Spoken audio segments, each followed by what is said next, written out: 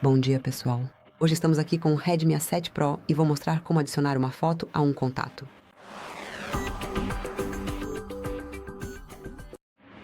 Então, antes de tudo, desbloqueie o seu telefone. Agora toque no ícone mais e vá para Contatos.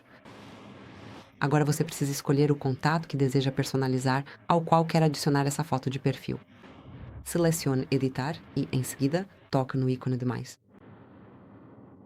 E você pode tirar uma foto com a câmera agora, escolher algo da sua própria galeria, do Google Fotos, ou adicionar um monograma ou ilustração. Depois, obviamente, você pode personalizar.